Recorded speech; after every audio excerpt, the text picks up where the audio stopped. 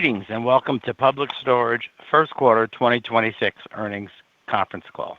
At this time, all participants are on a listen-only mode.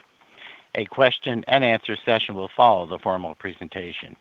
If you'd like to gain access to the queue, please use the command *1 on your telephone keypad. If anyone should require operator assistance during the conference, please press *0 on your telephone keypad. As a reminder, this conference is being recorded. I would now like to turn the conference over to your host, Brandon Reagan. Thank you. You may begin. Thank you, operator. Hello, everyone, and thank you for joining us for our first quarter 2026 earnings call. I'm here with the Public Storage leadership team, Tom Boyle and Joe Fisher. Before we begin, we want to remind you that certain matters discussed during this call may constitute forward-looking statements within the meaning of the federal securities laws. These forward-looking statements are subject to certain economic risks and uncertainties. All forward-looking statements speak only as of today, April 28, 2026, and we assume no obligation to update, revise, or supplement statements that become untrue because of subsequent events. A reconciliation to GAAP of the non-GAAP financial measures we provide on this call is included in our earnings release. You can find our press release, supplement report, SEC reports, and an audio replay of this conference call at our investor relations website, investors.publicstorage.com. We ask that you initially limit yourself to 2 questions. However, if you have additional questions, please feel free to jump back into queue. With that, I'll turn the call over to Tom Boyle. Good morning, everyone, and thank you for joining us. I'll frame my comments this morning around 4 points. First, the PS 4.0 era is now underway, with the new team in place and Own It culture gaining momentum. Second, the announced acquisition of NSA is an important early milestone in that strategy. Third, our operating platform, PS Next, is strengthening the customer experience while also improving how we run the business, with first quarter results in line to a touch better than expectations. And fourth, even ahead of the forthcoming recovery in storage fundamentals, we're continuing to invest behind a broader value creation engine that we believe can drive stronger per-share growth over time. Let me start with PS 4.0.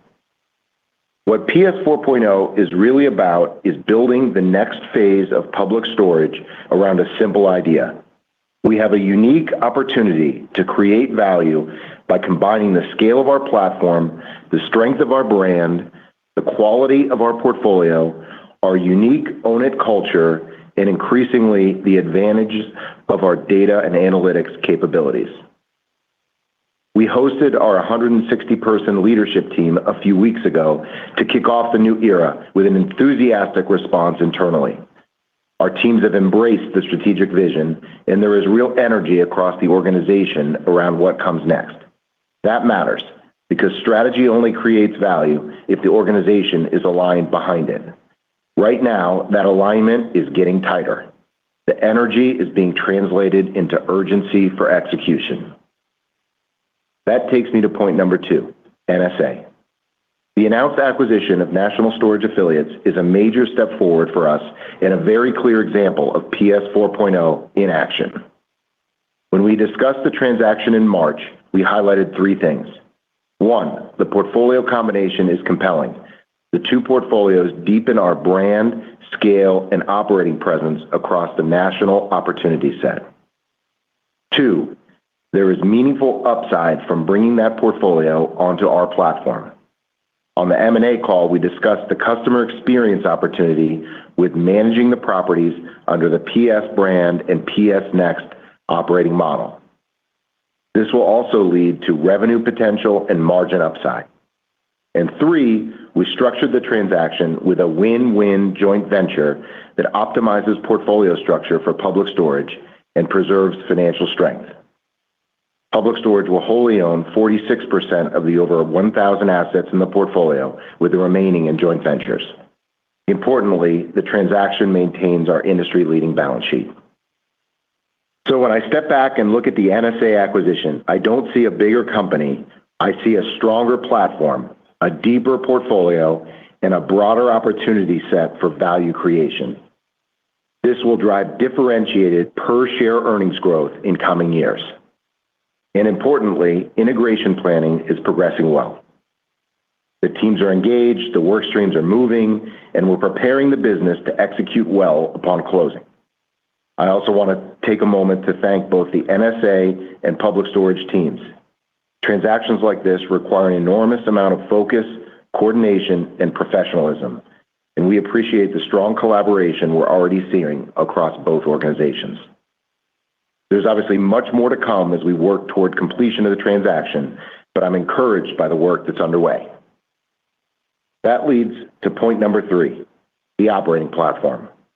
A big part of why we're excited about NSA is that PS Next is built for this. PS Next is an operating platform that is increasingly shaping how we serve customers, price inventory, manage demand, and drive efficiency across the business. Customers are increasingly interacting through digital channels, whether through our website, app, agents, and over time, more through large language model-driven interfaces. We're building our operating model around those shifting customer expectations.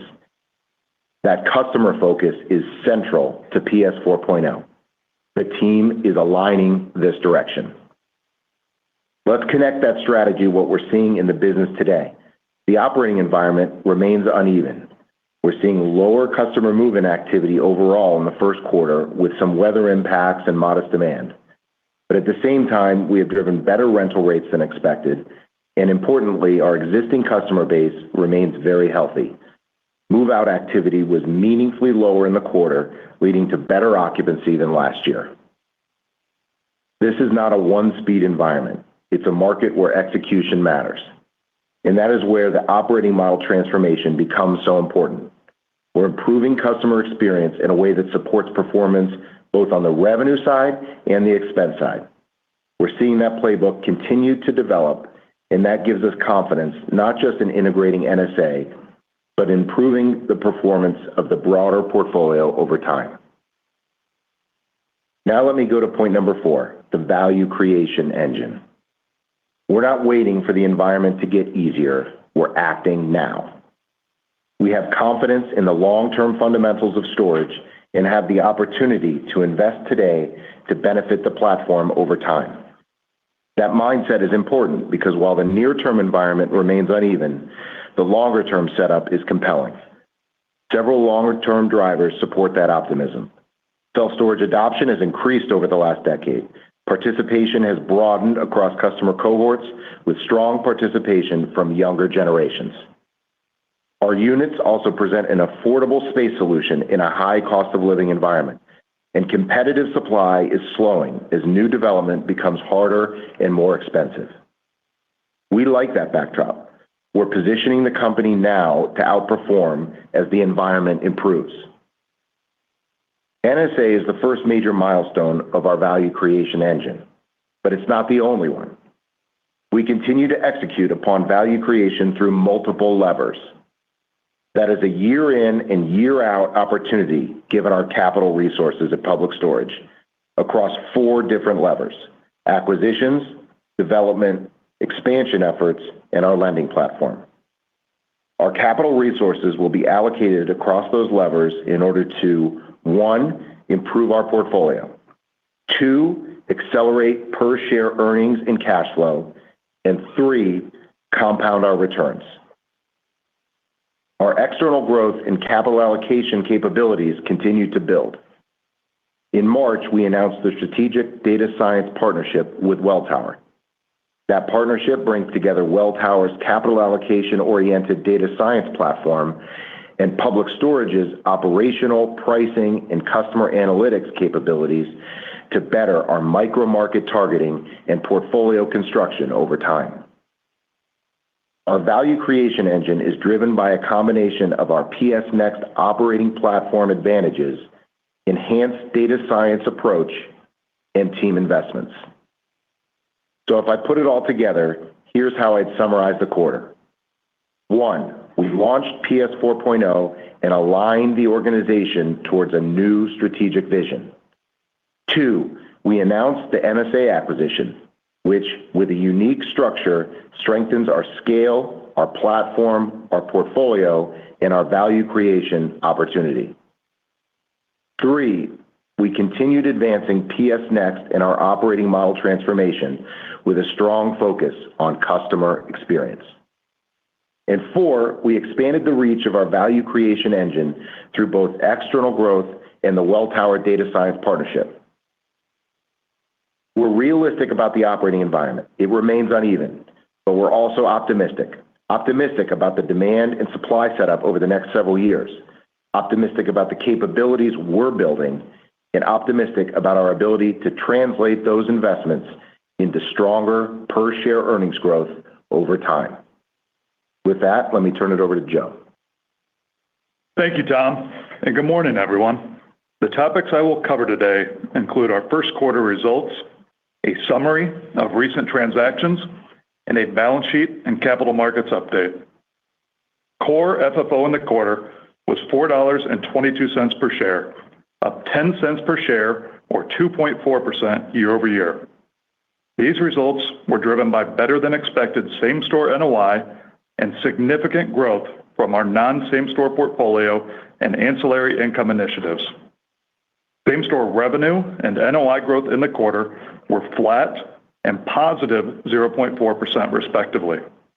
Move-in rents, while still negative, came in better than expected at minus 2.4% versus full-year expectations of down mid-single digits, which had been expected to start the year lower and improve throughout the year. Occupancy was positive year-over-year by 0.4% versus guidance assumed at flat for the year. Lastly, our existing customers continue to perform well, as demonstrated by a material reduction in churn. We continue to see a market that is mixed by geography. In a number of Sunbelt markets, new supply continues to weigh on performance and pressure revenues. But at the same time, we are seeing strong growth in many of our coastal and Midwest markets. Lastly, Los Angeles continues to be hindered by the state of emergency with the most recent extension through the end of May. As a reminder, we have assumed the state of emergency remains in place all year at a negative 80 basis point impact to same-store performance. But given the quality of our portfolio, low supply, high occupancy, and strong performance in other Southern California markets, LA will be a strong tailwind for performance in the future. Expense growth performed very well at minus 1.1% for the quarter. Property tax, we did see earlier than expected appeals wins of approximately $3 million in the quarter, which we had previously expected in the second quarter. Away from property tax, PS Next helped drive negative growth in payroll, R&M, utilities, and marketing. Outside of the same-store pool, NOI growth of 27% in our non-same-store pool and ancillary growth of 12% lifted results. Non-same-store performance and our external value creation engine continue to be a substantial and repeatable driver of shareholder value. If we utilized a same-store definition similar to that of peers, NOI would have been 50 basis points better in the quarter. While we are pleased with our results, having started the year ahead of our expectations, we have not adjusted our guidance at this time, with busy season still ahead of us. As we spoke about in our initial guidance, the leading indicators of our business remain positive, but year-over-year revenue growth as a lagging indicator will soften mid-year. On to transactions. Year-to-date, we acquired or are under contract for $186 million. The first quarter is typically a slow quarter for external growth. However, we do continue to see opportunities that are a great fit for our PS Next operating platform and expect to have more activity to discuss in the second quarter. On the development and expansion front, we had openings of $45 million during the quarter. The development pipeline stands at $618 million, with stabilized yields targeting 8% and remaining amounts unfunded of $416 million. And for our lending business, we had $143 million outstanding at a current rate of approximately 7.9%. Lastly, our fortress balance sheet remains in excellent position from both a metric and liquidity perspective. At quarter end, we had available liquidity of $1.3 billion between our line of credit and cash on hand, plus approximately $600 million of annual free cash flow. Subsequent to quarter end, we issued $500 million of well-priced 10-year unsecured notes at 5.0%, with proceeds being utilized to pay down our revolving credit facility and improve liquidity. Our balance sheet remains one of the strongest in the REIT sector, with debt to EBITDA of just 2.9 times, debt plus preferred equity to EBITDA of 4.2 times, and debt plus preferred equity to enterprise value in the low 20% level. In summary, we're encouraged by our start to the year and by the opportunities we see ahead. We delivered solid results, maintained a fortress balance sheet, and continued to execute against our capital allocation priorities. We remain disciplined on deployment, constructive on the long-term fundamentals of the business, and confident in our ability to drive per-share value creation. With that, I'd like to turn the call back to the operator to open up for Q&A. Thank you. Thank you. At this time, we'll be conducting a question-and-answer session. If you'd like to ask a question, please press star one on your telephone keypad. As a reminder, please limit yourself to 2 questions. A confirmation tone will indicate your line is in the question queue. You may press star 2 if you'd like to remove your question from the queue. For participants using speaker equipment, it may be necessary to pick up your handset before pressing the star keys. One moment, please, while we poll for questions. Our first question comes from Michael Goldsmith with UBS. Your line is now live. Good morning, good afternoon. Thanks a lot for taking my questions. Joe, in your prepared remarks, you talked a little bit about a material reduction in churn during the quarter. So can you talk a little bit more about that specifically? Was that just in the month of March? Was that throughout the quarter? What do you think is driving that? And what is the impact on the financials of a material reduction in churn? Hey, Michael, good afternoon. Good question, and definitely a good statistic to highlight for us, as we've been very encouraged by the existing customer dynamic and them staying with us longer. So we did see a pretty material reduction in that churn number and move-outs coming down in the quarter. In terms of what's driving that, I think it's a multitude of factors. One, we're seeing good pay rates and minimal delinquency coming off of the existing customer and an ability to continue to pay those ECRIs as they come through. So the health of the overall customer is strong at this point in time. At the same time, from a customer experience and focus on that experience and length of stay, as part of PS 4.0, we've talked a lot about the customer obsession, and the teams are really laser-focused right now on customer experience, making sure we deliver a good product and a good experience overall, and hopefully that results in a longer length of stay for us. And from an economic perspective, obviously that existing customer is a little bit more profitable for us. So the more that we can hold on to that individual and have less inventory available to sell going forward, that helps pricing on the new side as well, which you saw that move-in rate clearly come up pretty materially and ahead of expectations there in the first quarter. Thanks for that. And as a follow-up question, can you talk about what you've seen? We're almost at the end of April now, but what you've seen through April. I know we're lapping Liberation Day, so just trying to get a sense of what's the latest and greatest operating metrics. Yeah, sure, Michael. It's Tom.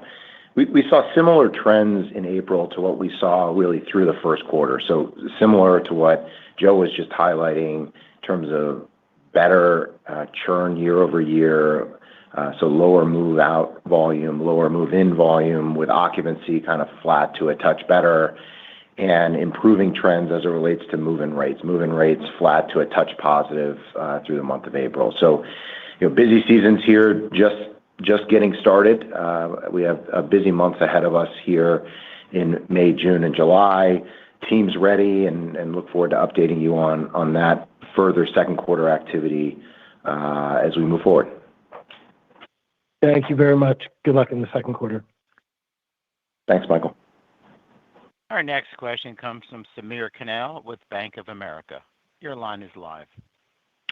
Good morning, everybody. I guess, Joe, how should we think about the cadence of revenue growth here, right?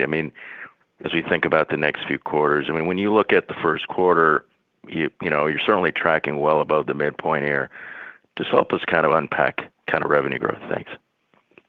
Yeah. Hey, Samir. So I guess I'd bifurcate that into two different pieces. You have your leading indicators and your lagging indicators. And on the leading side, I think inherent in the question is obviously we started off the year really well from a leading indicator perspective across the board, whether that's those move-in rates, the churn, the occupancy, et cetera. So feel really good on that front. What we did communicate, going back to the original guidance call, was that year-over-year revenue as a lagging indicator does get a little bit worse before it gets better. And so we had some pressures in third quarter and fourth quarter of last year flow into that year-over-year number as we get into 2Q and 3Q. So we do expect year-over-year revenue to come down a little bit on a year-over-year basis.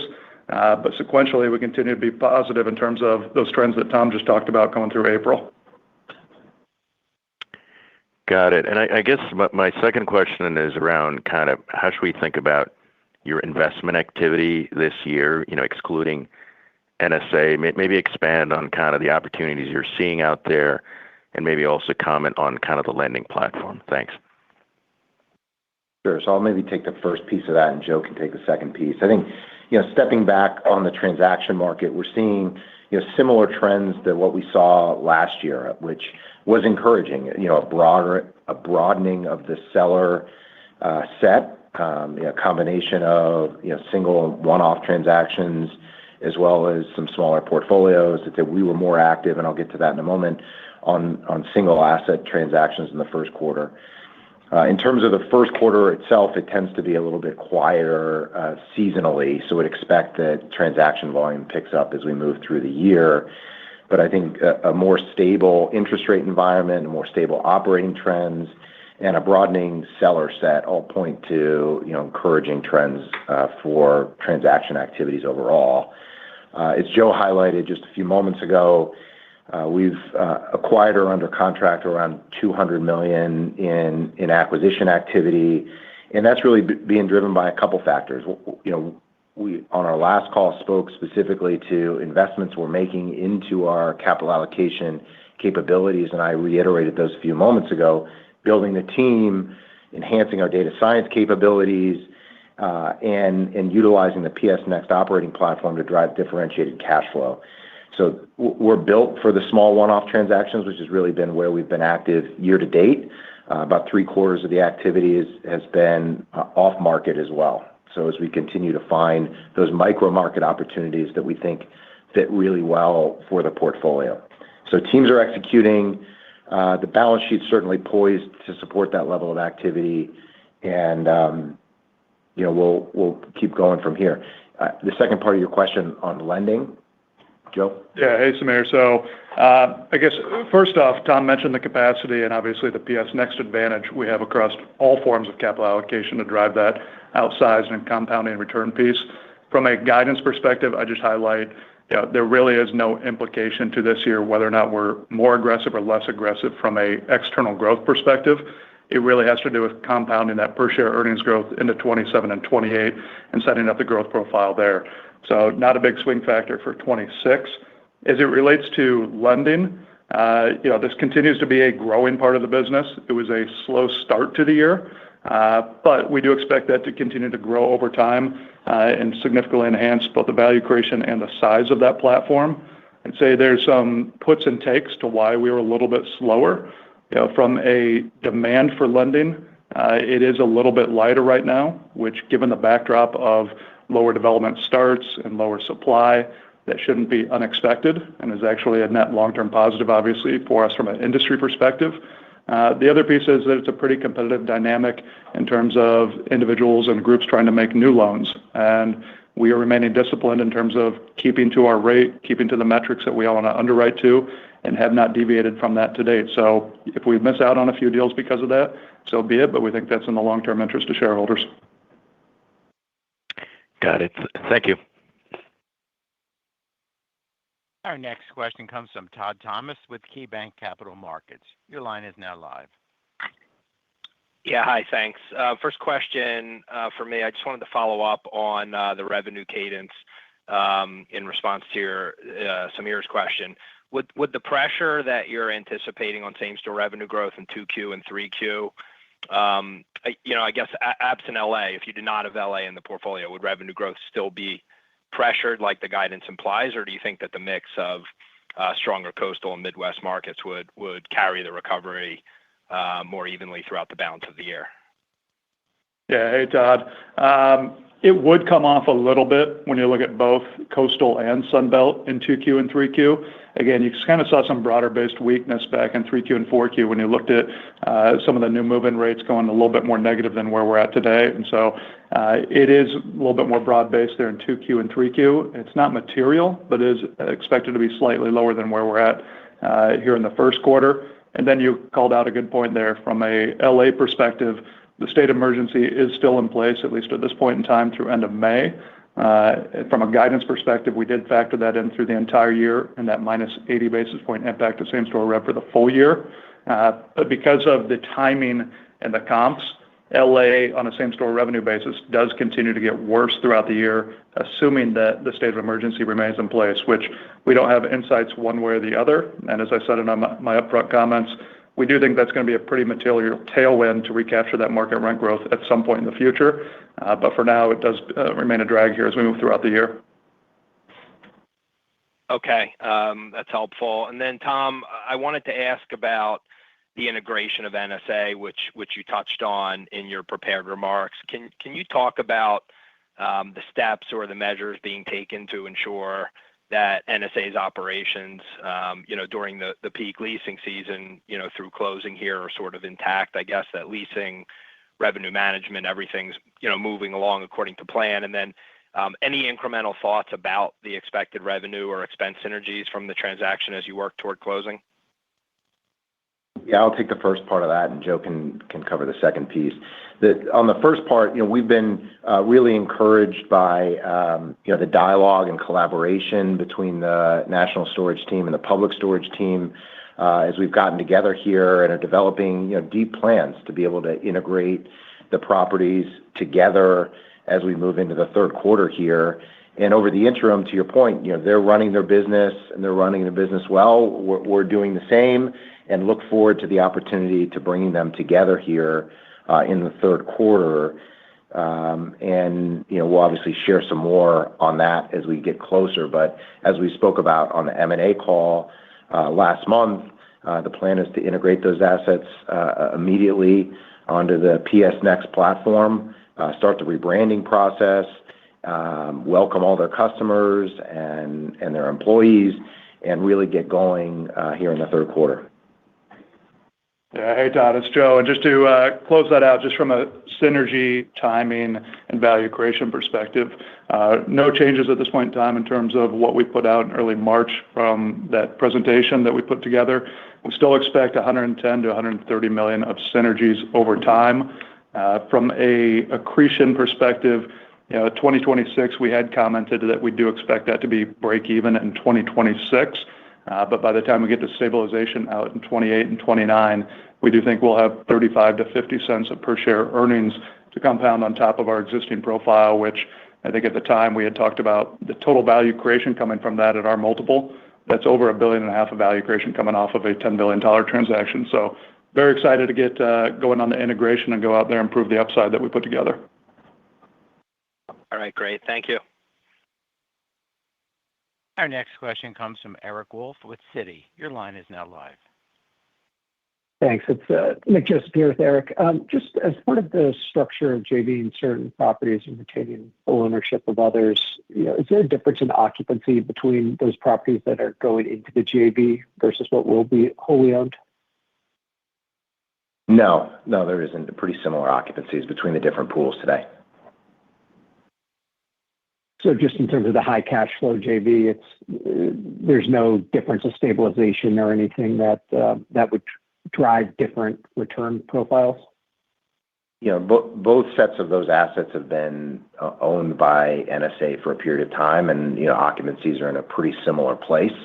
As we thought about that formation of that joint venture, really creating that win-win and different return profile for the joint venture compared to on balance sheet, some of the market mix compositions and the like, but occupancy wasn't the driver of the selection of assets one way or the other.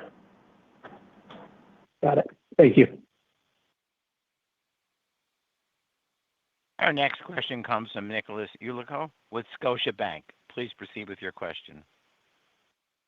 Thanks. I guess if we look at the average occupancy and same store versus where you ended on occupancy, the year-over-year delta is different there. Sort of not as much occupancy growth on the period end versus year-over-year versus in the fourth quarter.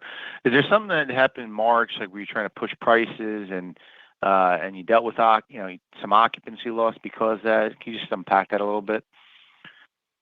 Hey, Nick. Yeah, just from a occupancy perspective, we did come in quite a bit better than expected there in the first quarter, given some of that lower move-out activity that we saw.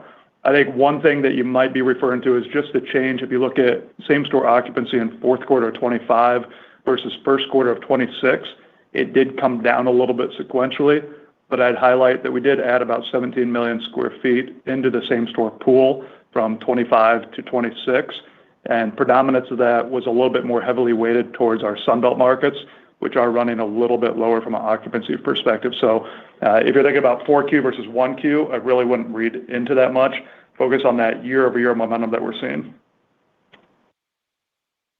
Okay. Yeah, I guess the follow-up on that was I was also looking at some of the year-over-year delta in terms of the ending occupancy in the first quarter versus what that growth was year-over-year in the fourth quarter, and it was a lower year-over-year on the ending, and so I wasn't sure if there was anything that sort of happened late in the quarter that might have impacted the ending occupancy in March.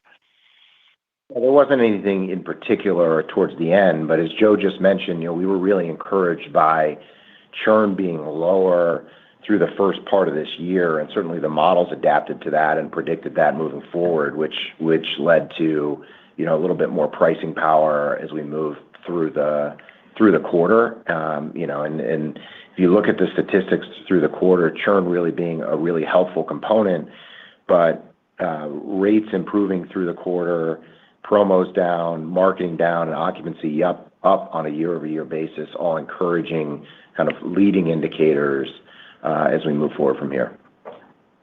All right. That's helpful. Thanks, guys. Our next question is from Brendan Lynch with Barclays Bank. Your line is now live. Great. Thanks for taking my questions. Tom, I just wanted to follow up on churn being lower year-over-year. Can you kind of discuss some of the initiatives that are driving that outcome, and how much of that is actually in your control, given most customers aren't generally moving out to go to a competitor? Yeah, no, a great question. I do think there's a number of factors at play here. Joe touched on some of them earlier, and just to reiterate, I do think there's some macro factors at play here, right? As you think about activity levels across the economy, GDP growth, job growth.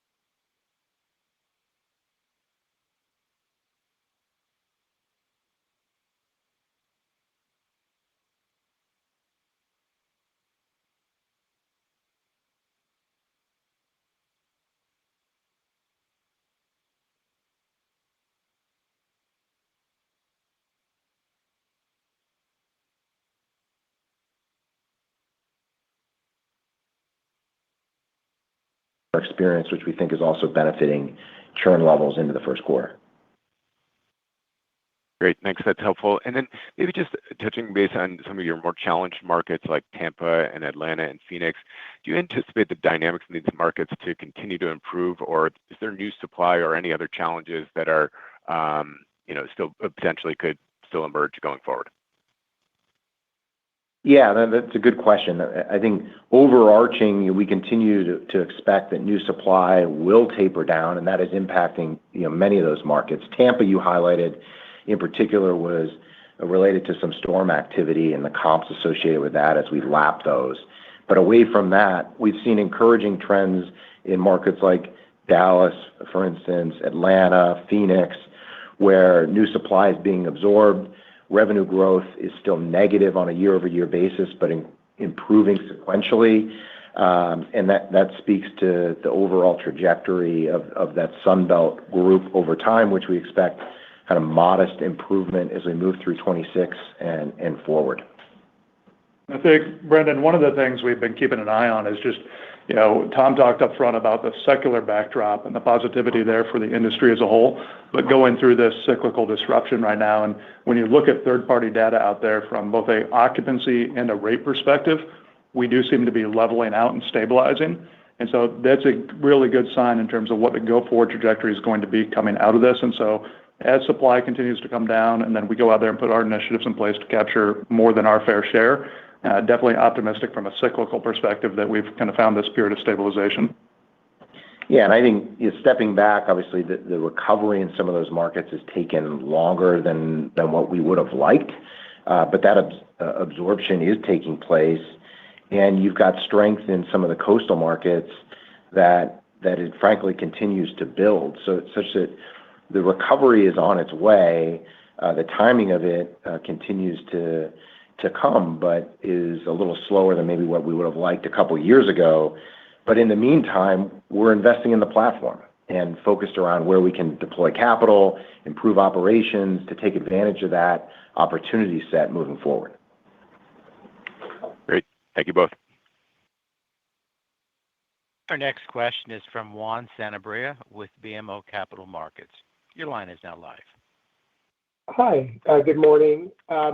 Just a question with regards to the churn and the interplay with ECRIs. If I look at the implied contribution of ECRIs, it seems to have come down. So just curious, kind of piggybacking off the last question, is there, I guess, a greater ability for local or corporates to kind of soften those ECRIs if the customer complains to try to keep them on board and reduce churn? Or if you could talk a little bit more about that, the interplay of ECRIs and churn and what we should just expect given the moderating macro environment.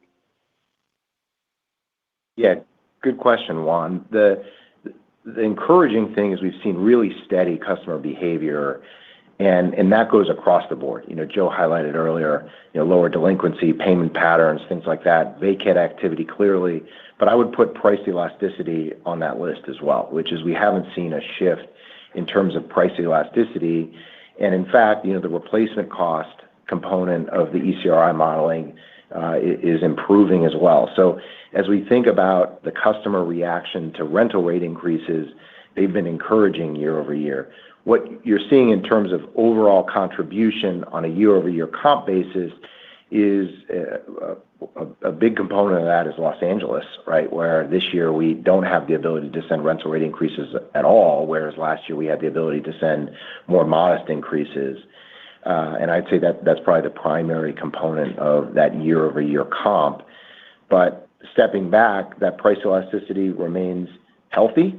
Customers continue to place a lot of value on the product we're offering. Our rents continue to be affordable, versus other space alternatives. And I think all of that is leading towards lower vacate activity from that program and overall. And then just kind of a bigger picture question.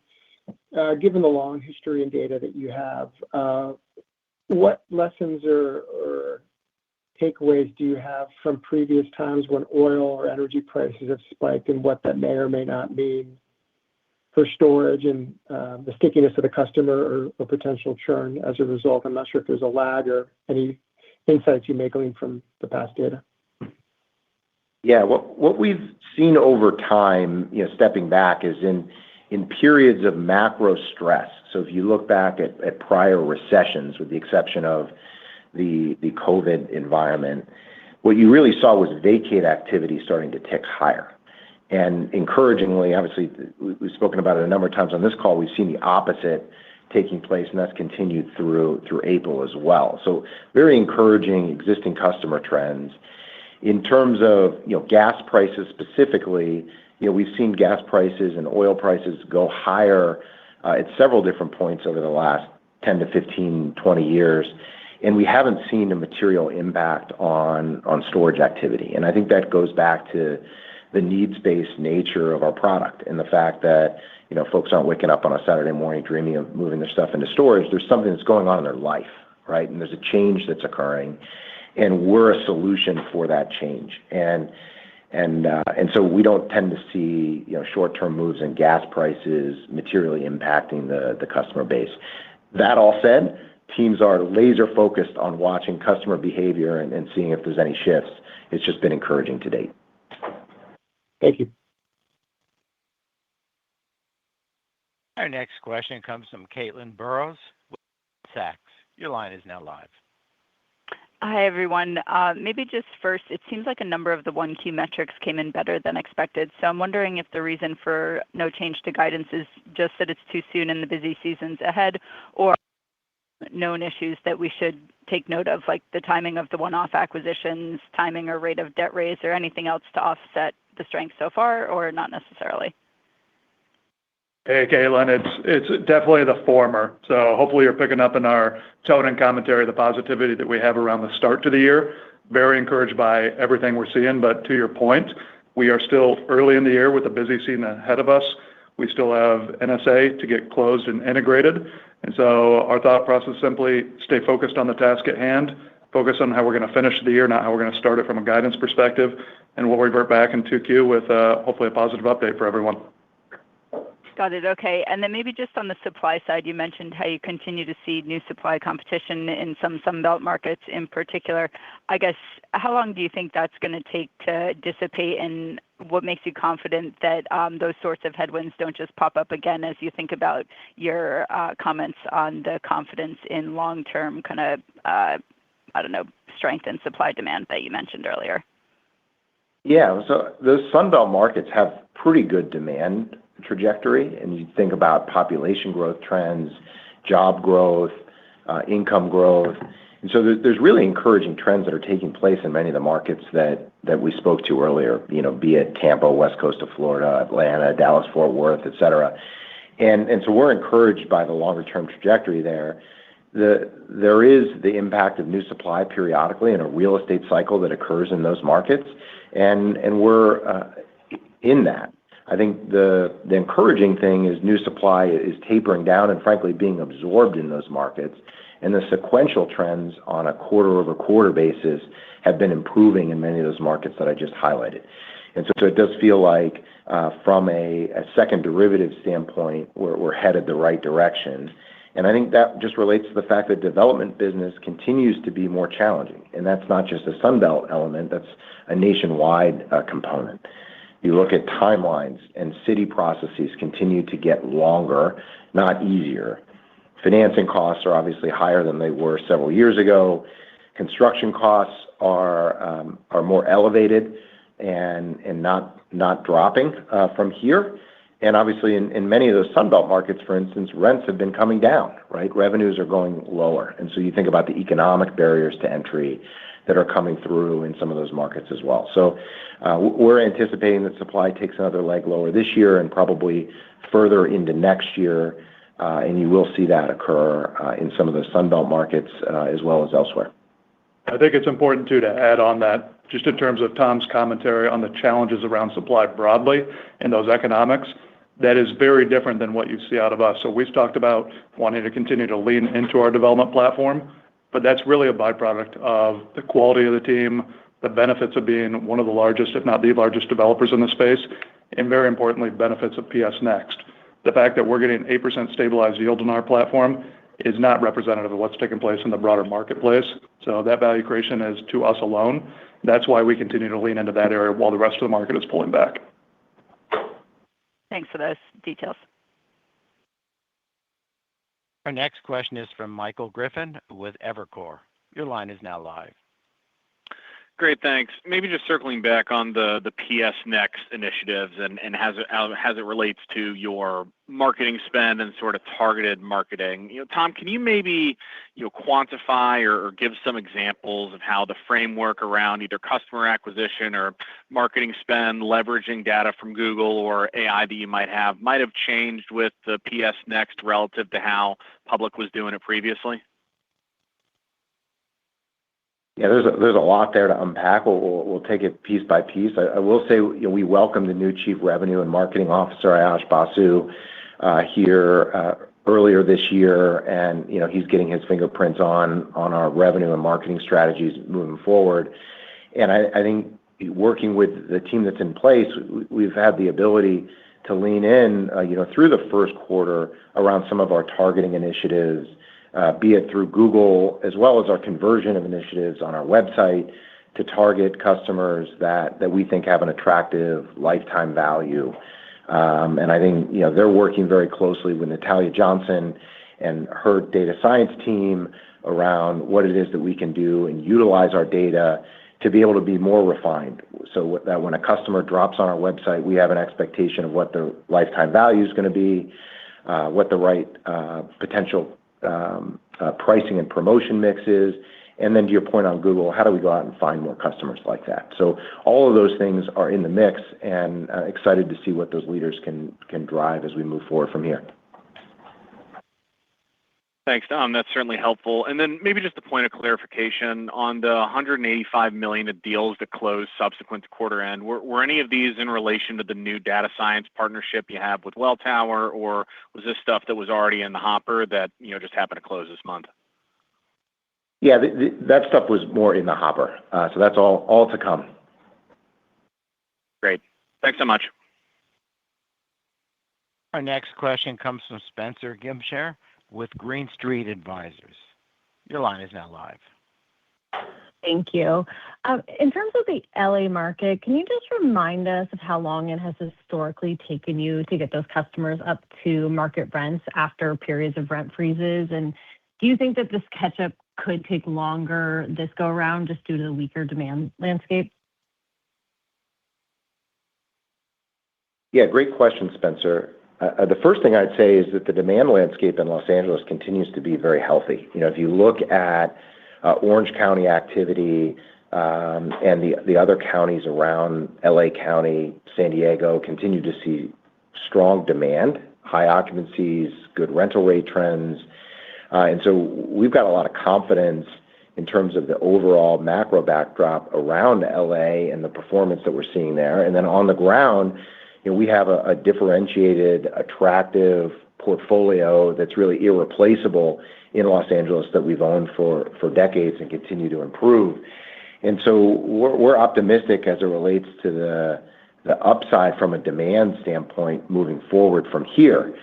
As it relates to the ability to charge market rental rates, obviously that's not within our control today, but we would look to charge those market rental rates over time.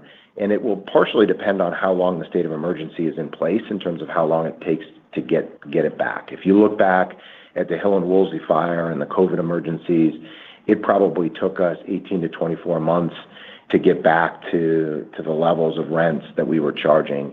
That state of emergency was obviously in place for a longer period of time than where we sit today.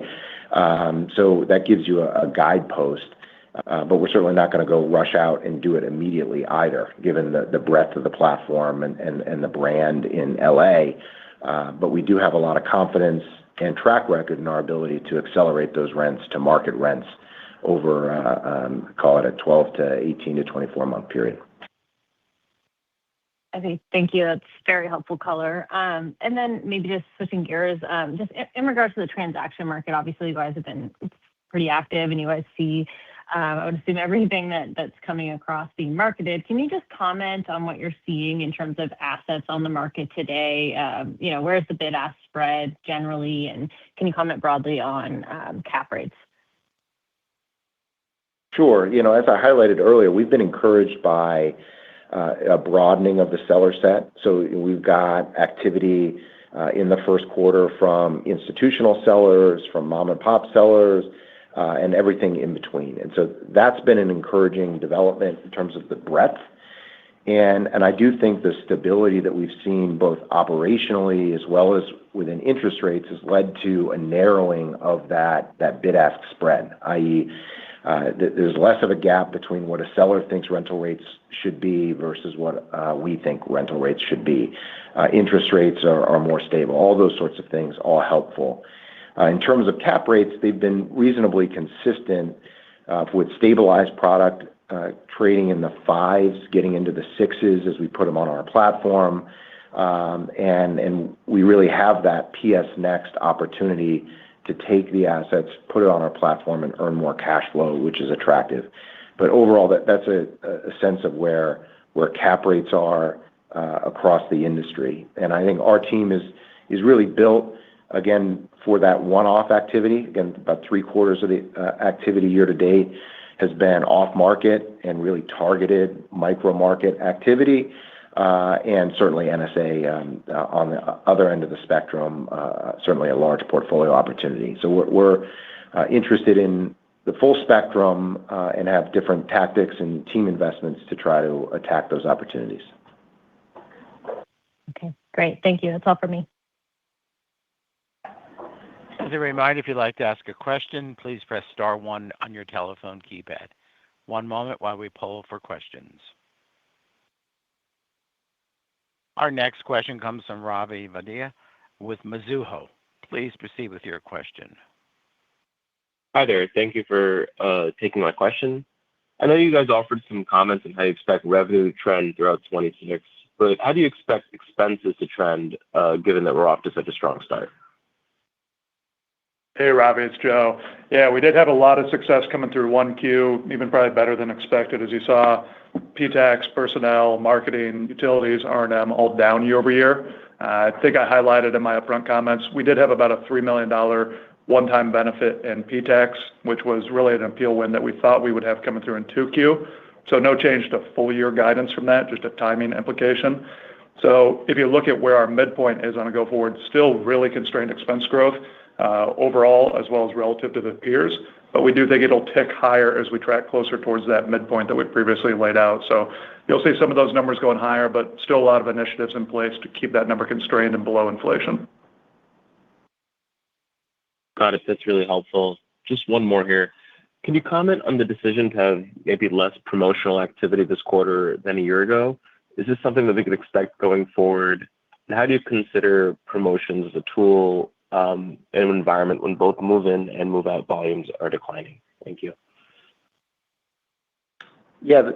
You're highlighting promotions, which is one tool. I'd also highlight marketing as well as rental rates as all tools that we use to drive conversion and traffic to the customer acquisition funnel. Promotions have been down really pretty consistently over the last year. Move-in rental rate trends have been improving, as we spoke about, through the course of the year.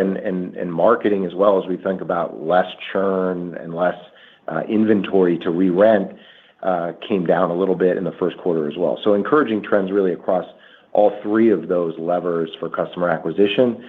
We'll continue to use them dynamically, really at the store level to optimize revenue. Thank you. Appreciate it.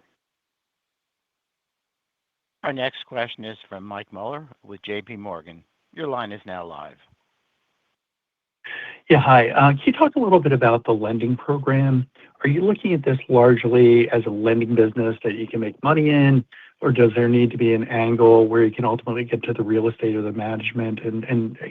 How big do you think it could ultimately be? Hey, Mike. You hit on a couple of the key points there. Of course, we're looking to make a strong risk-adjusted return coming out of this business. It's around a $150 million business today. We think it could grow up into the $500 million to $1 billion range over time. We're not going to strive just to get there. As I said, we went pretty slow here in the first part of the year, given the discipline that we have around it. To your point on ancillary pieces, though, there are a lot of ancillary benefits coming off of this platform. So you hit on one of them, which is it could be a potential feeder of future acquisition activity. And so that is one thing that we look at. In addition, we get third-party property management on these assets, and we also get tenant insurance on these assets. So when you look at the profitability of the platform as a whole, you really have to take a holistic view of not just the yield that we get on the loan, but also the revenue streams and cash flow streams coming in from these other businesses. Got it. Okay. Thank you. Our next question is from Eric Luebchow with Wells Fargo. Your line is now live. Great. Thanks for the question. Tom, you touched a little bit on move-ins being down year-over-year due to less inventory, but just curious if you could touch on top of funnel demand, whether measured through web search or in-store traffic, and given some of the recent volatility we've seen in mortgage rates, the increase in fuel prices, slower home sales, any caution that you're sensing from the incoming customer. If you could touch on that, it'd be great. Yeah, it's a good question. Some of the same macro themes that I hit on that are influencing churn being lower, also having an impact on the move-in side as well. It really varies by market. So, our stronger markets like Minneapolis, San Francisco, New York, Boston, for instance, good top-of-funnel trends and activities. But some of the markets we were highlighting earlier that continue to be in negative territory and are suffering from more competition with new supply as that's being absorbed. The Florida markets, Dallas, for instance, others, also seeing a little softer incoming traffic to pair with that, as you'd expect. So, big picture, some of those macro trends driving more modest demand coming in, but also supporting the churn level and lack of churn and less inventory to rent. So a really nice pair there, and giving us, frankly, a little bit more pricing power. Great, thanks. And just one follow-up on the acquisition side. I know you started off a little slower this year, but given the size and the complexity of the NSA transaction, does it impact at all your willingness to go after larger, more complex portfolios, given you still have some leverage capacity, or should we expect more of these one-off kind of private market assets to trade this year? Thank you. Yeah. No, bigger portfolios are obviously much tougher to predict. The team is built for the one-off acquisitions and the micro market targeting that we're speaking to, and we've been investing in that platform, clearly increasing the size of the team, the data science capabilities in order to enhance that. It's certainly applicable to portfolios as well, but will be dependent on sellers as they come to market. In terms of ability to transact, certainly we've got a big closing coming up here in the third quarter. And so right around the immediate closing, we're going to be thoughtful and certainly prioritizing the NSA transaction and making sure that integration goes smoothly as we get started there. But away from that time period, really looking to continue to deploy capital at good risk-adjusted returns and grow our per-share earnings platform over time. And so I'd say teams are built, balance sheets in a good spot, and looking to be active as we move through 26. Thanks, Tom. We have reached the end of the question and answer session. I'd now like to turn the call back to Joe Fisher for closing comments. Hey, it's Tom. Thanks, everybody, for joining this afternoon. Appreciated the questions and look forward to getting you updated how the busy season goes through second quarter. Thanks very much, everybody.